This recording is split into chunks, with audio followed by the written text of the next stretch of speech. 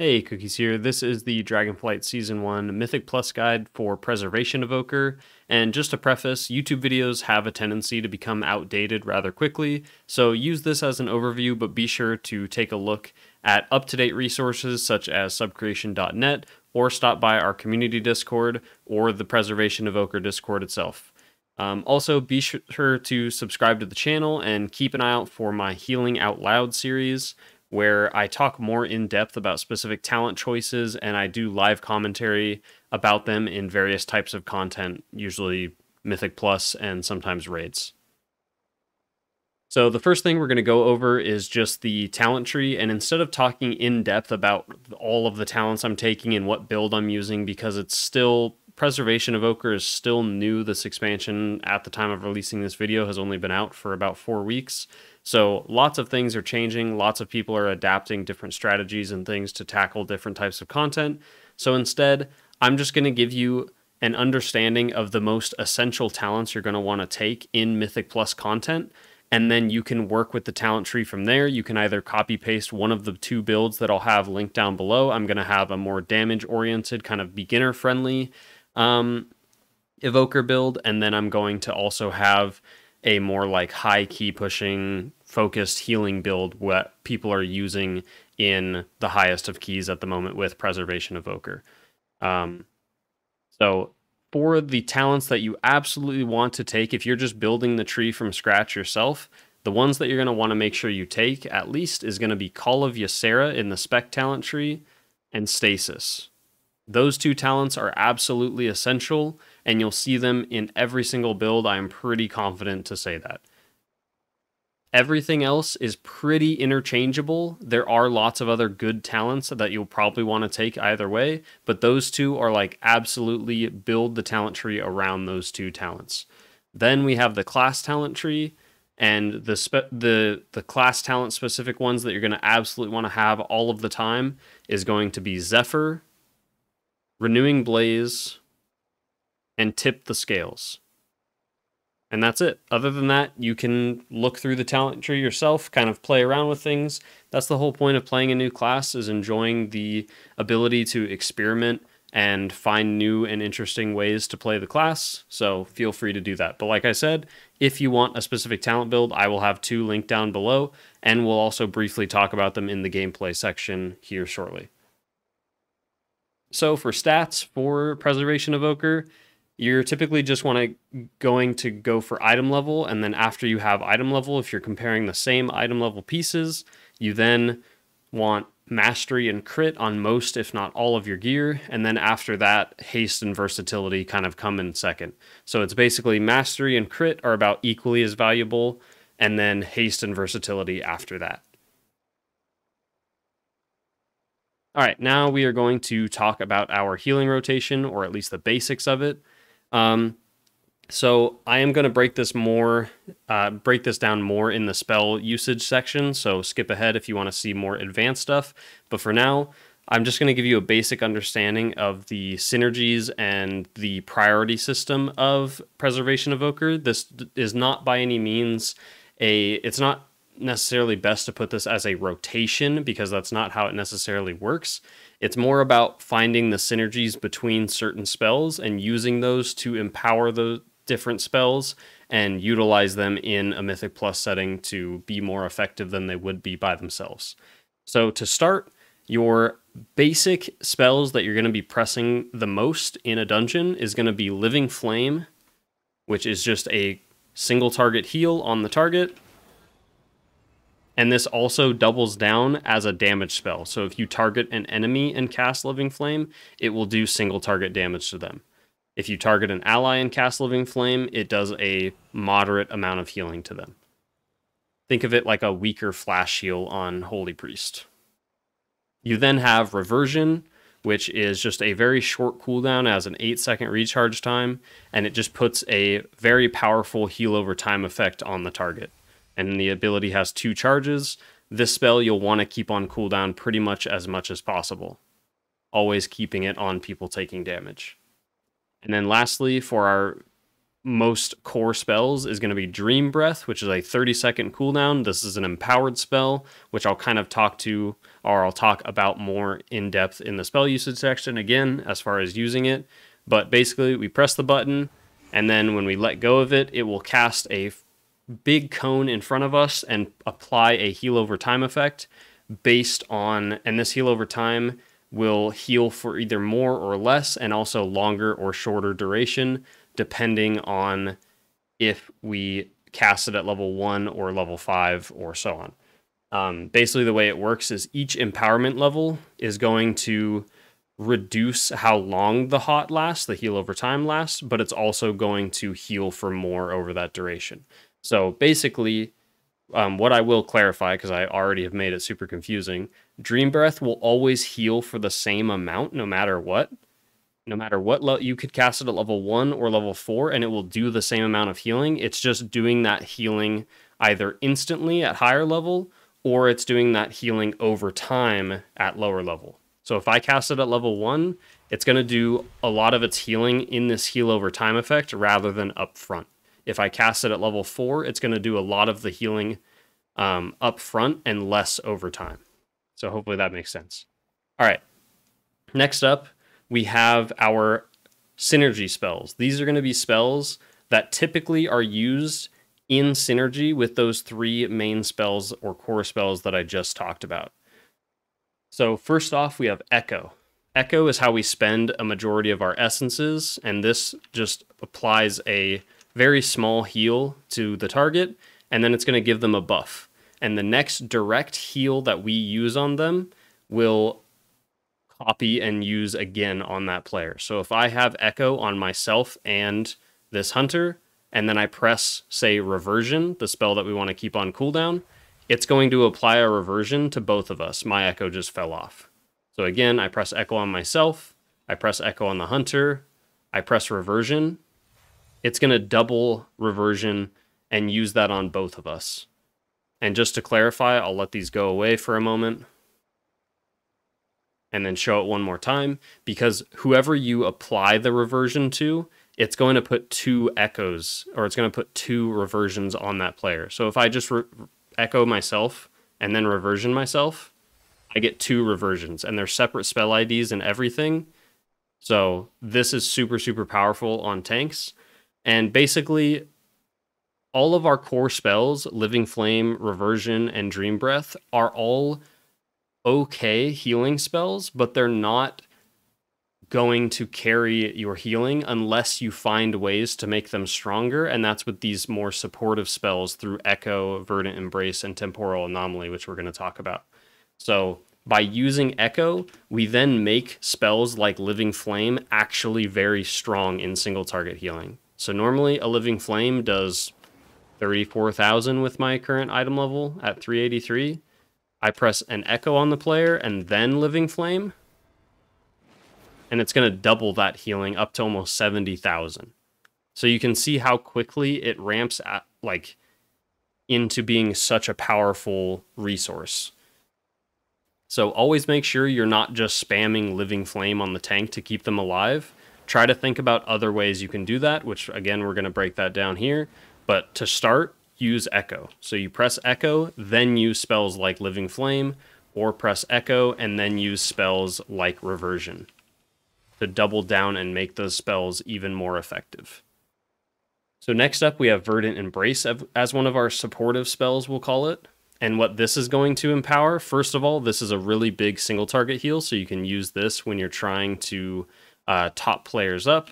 So we press Verdant Embrace. It's going to do a large 42,000 heal, you can see there from my gear. But the most important thing is we get this buff called Call of Ysera, and that's from our talent tree here that we took. And what this does is it's going to empower our next Dream Breath or Living Flame. Mostly what's important here is it's going to empower our next Dream Breath. So it empowers the healing of our next Dream Breath by 40%. That's a lot.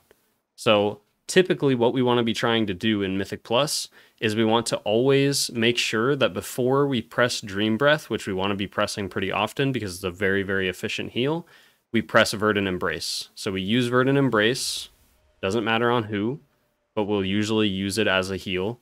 And then we can press Dream Breath, again, at any level. We'll talk about the level later. And then now, this Dream Breath is even more effective because just because of pressing Verdant Embrace beforehand. So again, for Living Flame and Reversion, we want to be making sure that we utilize Echo to make those spells more powerful. And then for Dream Breath, we want to be using Verdant Embrace to make sure that we make that spell more powerful. We almost never want to cast these spells just by themselves. We want to always try to support them with these other spells through Echo and Verdant Embrace. And then lastly, as a bonus for the supportive spells, I'm going to switch the build that I'm using for a moment. And we're going to talk about Temporal Anomaly, which is an optional talent you can take. It'll be in one of the builds that I have down below. There's been a lot of people experimenting with it in Mythic Plus. I recommend you take this if you have 2 or more melee DPS in your group. If you have only 1 melee DPS in your group, I would recommend staying away from it because it's a much easier spell to use if you have multiple melee DPS and people are kind of clumped up together and stacked up most of the time in Mythic Plus. But basically what Temporal Anomaly does, just to break it down really simply, is a very short cooldown spell that costs a lot of mana. And when we press it, it's going to send out this little orb from us. And as it travels, it does a moderate amount of healing. And then, most importantly, it applies Echo to people. And I think actually, just to clarify, I think that healing that it does is it applying Echo. So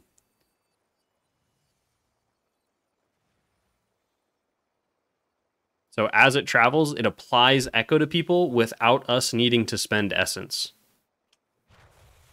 This Echo is a little bit weaker than our typical just hard-casted Echo on people, but it's still super powerful because we don't have to sit here and single target people with Echo before pressing spells. We can instead just have a clump of players in melee, and we can just throw Temporal Anomaly at them and then use spells like Living Flame or Reversion and do massive group healing in a Mythic Plus setting.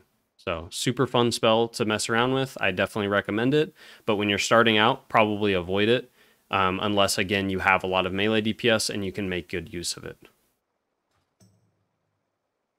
All right, so next up we have in our healing rotation, we have our emergency healing spells or just our kind of big cooldown spells. These are going to be the things that we press when everything else I just mentioned is not enough. When Echo, Verdant Embrace, Dream Breath, Reversion, Living Flame, all of these core spells and supportive spells, they're not doing enough healing to keep the group alive.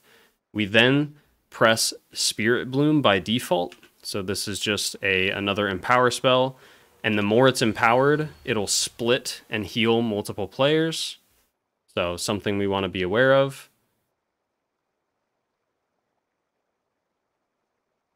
For each empowerment level, it will split and heal other people. And I believe, as far as my knowledge goes, is that it does not duplicate the healing and split to the entire group. It actually splits the healing. So it says it does 51,000 healing. So if I empower it to level 4, it's only going to do, 15 or 20,000 healing to each person rather than 50,000 if I'm at level 1.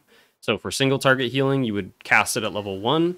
And then for group-wide healing, you would cast it at a higher level. And then for Spirit Bloom, additionally, if you need to cast this instantly and don't, like, say your entire group is taking damage, you can use Tip the Scales, which is that talent that we took earlier, which is going to make our next Empower spell instant cast. So we press Tip the Scales, and then we press Spirit Bloom.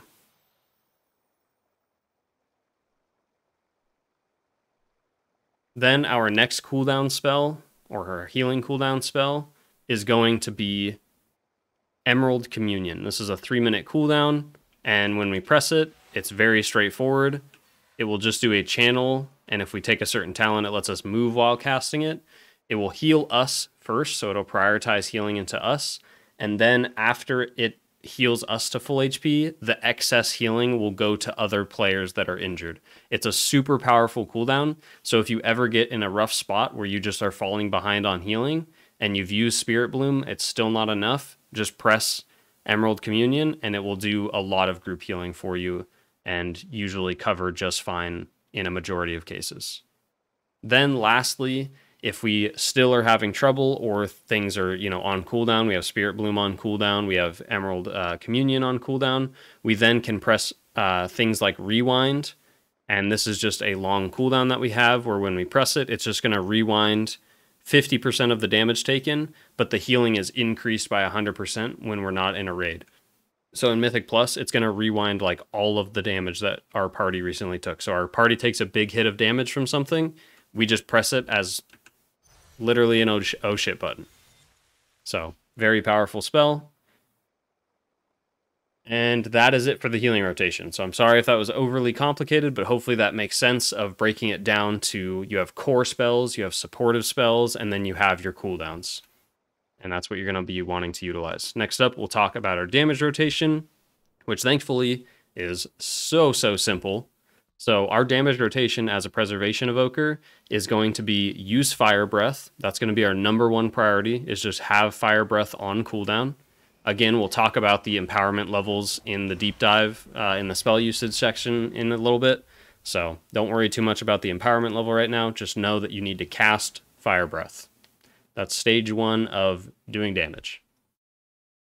After we've cast Fire Breath, if we want, we can also cast Deep Breath, which is our longer cooldown that does a lot of AoE damage. It has this targeting reticle like this, and then we just target the ground, does a bunch of damage to things that we fly over. But the main thing is Fire Breath because it's a much shorter cooldown. So we use Fire Breath, then once Fire Breath is on cooldown, and while we wait for Fire Breath to come back, we press Living Flame. And that is literally it. So use Fire Breath when it's available, and other than that, you're just pressing Living Flame on an enemy target. So now you might be asking, well, what about Azure Strike and Disintegrate? Those are 2 damage spells that we have access to as a preservation evoker. So these are both used if we have specific talents. So first off, you only press Azure Strike if you, A, have Protracted Talons as a talent selected, which makes Azure Strike strike an additional target, making it hit 3 targets instead of 2. And then you only press Azure Strike with this talent and when there are 3 or more targets available to hit.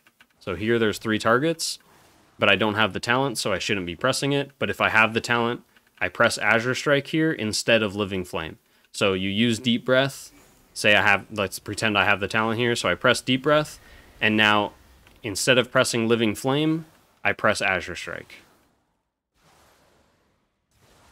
Pretty straightforward.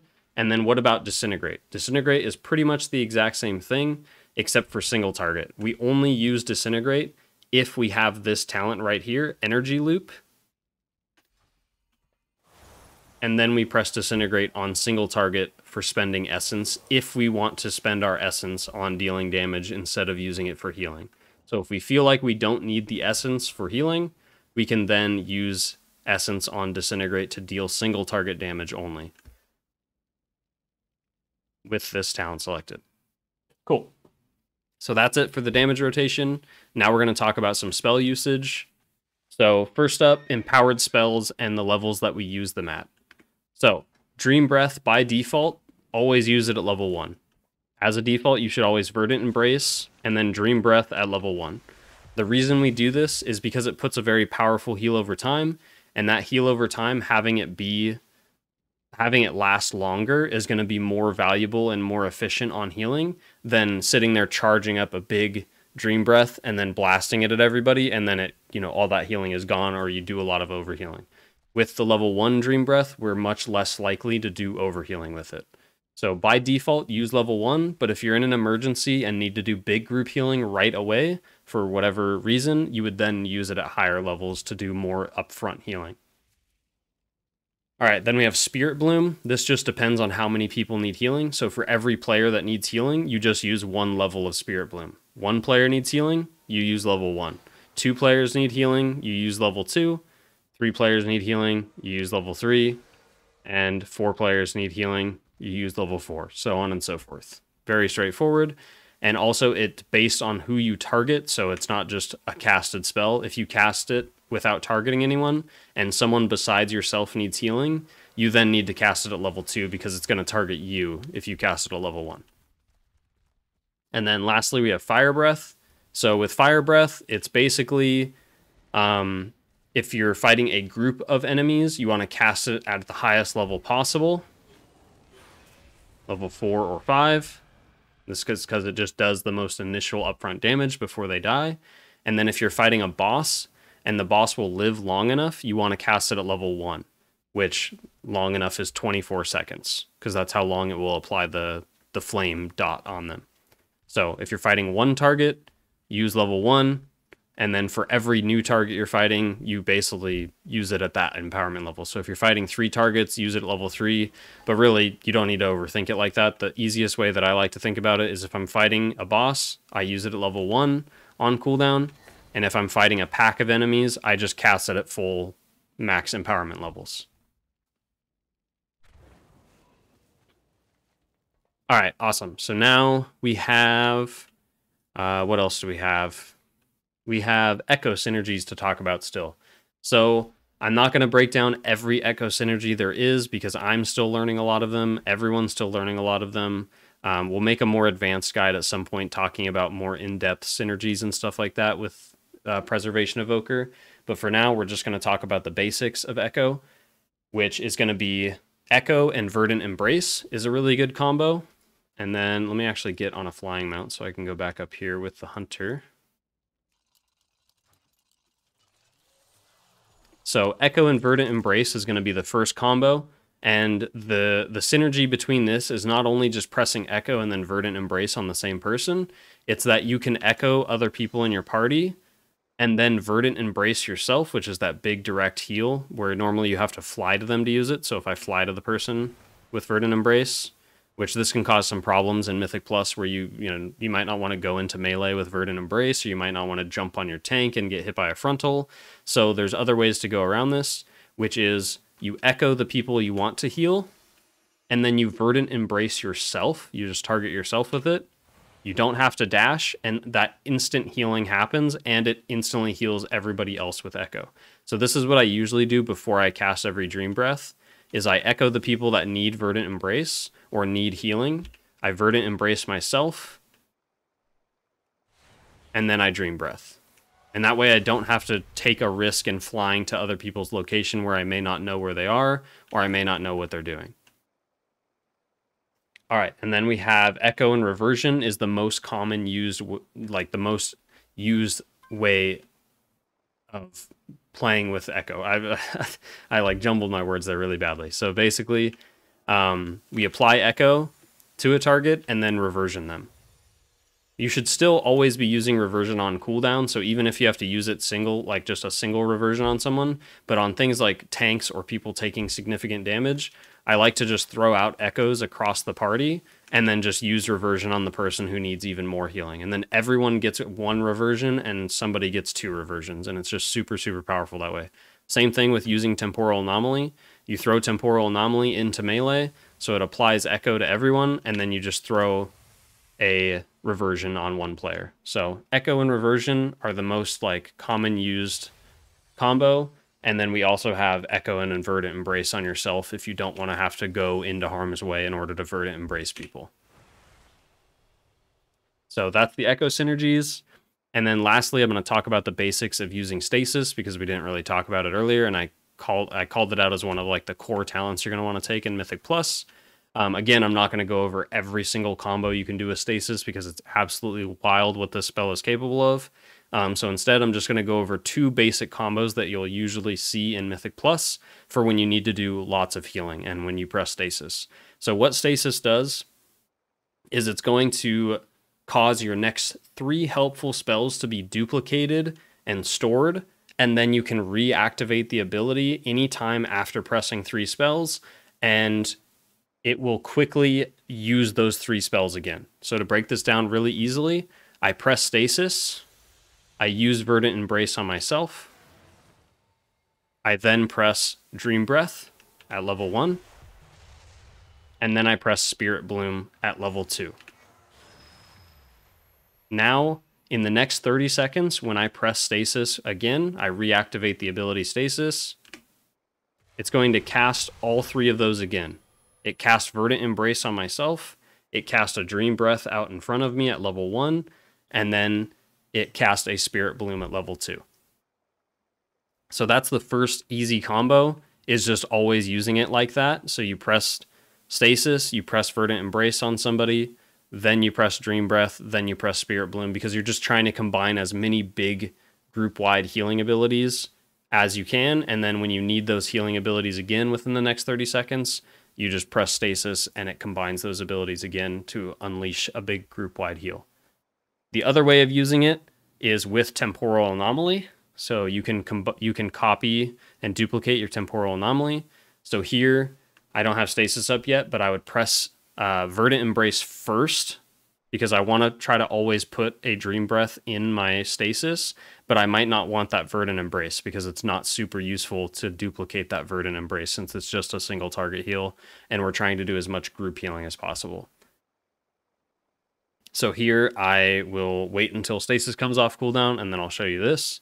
But the combo is basically going to be use Verdant Embrace before rather than after, then press Stasis, then Temporal Anomaly towards the group, then press Dream Breath, then press Spirit Bloom like we did before. So again, Verdant Embrace before we Stasis, now we press Stasis, now we Temporal Anomaly, now we Dream Breath, and now we Spirit Bloom. And now we have those spells stored in our Stasis, so when we press Stasis again, it's going to send a Temporal Anomaly forward, it's going to Dream Breath, and then it's going to Spirit Bloom, and now these echoes are reapplying to people, so we can use things like Reversion, Living Flame, all that stuff to do more group healing. And that's pretty much it. So hopefully that helps you understand some stuff of the complexity that has to do with Evoker. It's a very straightforward class to get into, honestly. As long as you understand the idea of the core spells and the supportive spells, I think that's the easiest way to break it down. And just really focus your attention on those. Don't overcomplicate the class with worrying about all these crazy like other combos and stuff that I'm explaining towards the end of the video, or just trying to figure out every little thing. Just break it down as simply as you can. Just throw a couple things that you know in there about like how to use Stasis or how you're going to use Echo. Don't try to min-max it with literally everything in the entire toolkit.